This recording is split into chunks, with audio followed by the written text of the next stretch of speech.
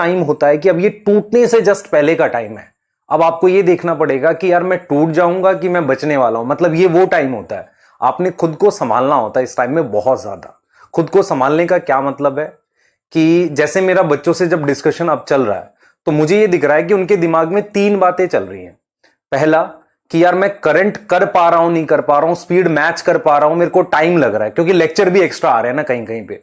दूसरा, मैं रिवीजन कितनी करूं, कैसे करूं, कितना मतलब बार रिवाइज करूं, किस सोर्स से रिवाइज करूं। और तीसरा आपके दिमाग में जो आ रहा है, यार मैं सब भूल रहा हूं।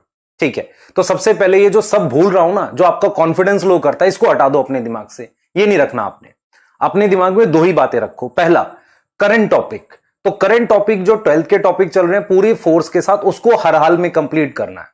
दूसरा, रिवीजन के लिए बेटा आपको टाइम निकालना पड़ेगा कैसे ना कैसे। ठीक है, कैसे निकाले टाइम, एक तो ये सवाल है।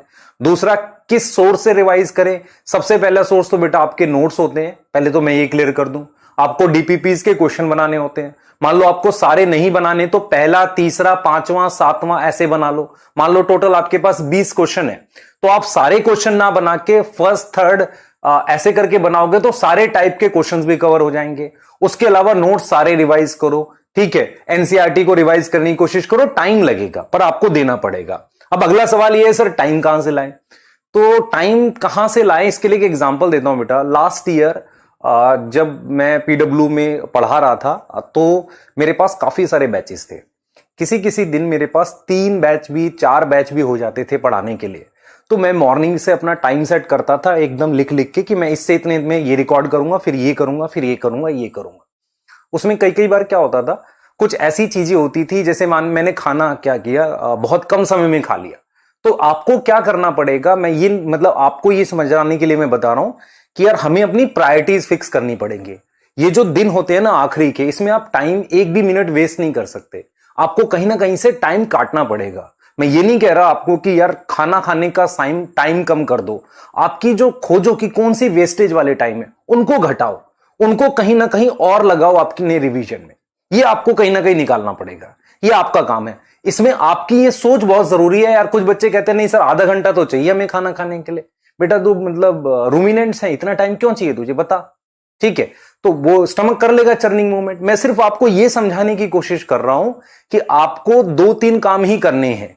अपनी कहीं पर वेस्टेज वाले टाइम को बचा लेना है, उसको रिवीजन में लगाना है। जब भी आपको थकान हो, आंख बंद करके थोड़ी देर बैठ के सोचना है। मतलब या तो दिमाग को बिल्कुल शांत कर दो या अपने गोल के बारे में ही सोचना है, उससे आपका दिमाग थोड़ा सा शांत होगा। वो कर लो, ठीक है, इस तरीके से कर लो। और फिर आप अपना थोड़ा थोड़ा रिवाइज करते हुए आगे बढ़ो। करंट नहीं छोड़ना चाहिए। ठीक है, मैं हमेशा बिलीव करता हूं ये करंट छूटेगा फिर इसको कब रिवाइज करोगे। अपने दिमाग से ये वाला तो हटा ही दो कि आप भूल रहे हो। क्लियर है, करोगे इसे। ठीक है, बिल्कुल करना है। और फिर बेटा बहुत सारे तरीके हैं चीजों को रिवाइज करने के लिए। सोर्स आपको एक बार नोट्स तो फिर से रिवाइज करने ही पड़ेंगे, चाहे किसी भी सब्जेक्ट के हैं, क्योंकि आपने उस पर टाइम लगाया, वो आपके बनाए हुए हैं, आपने खुद से मेहनत करी है उस पर, तो उसको तो रिवाइज करो एक बार। सही है, ठीक है, क्लियर है। और फिर मैं बोल रहा हूं बेटा, एक ब्रेक पॉइंट होता है जिसपे आप टूट जाते हो, आपको उस ब्रेक पॉइंट को आने नहीं देना। कुछ भी हो जाए रेजिस्ट करना है एकदम आखिरी तक। ठीक है, अगर आप रेजिस्ट कर गए, आप लगे रहे, तो रिजल्ट आते हैं और आते हुए देखा है हमने बच्चों का।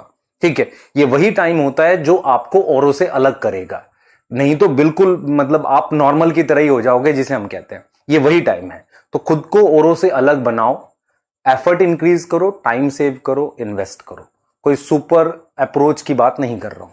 ठीक है।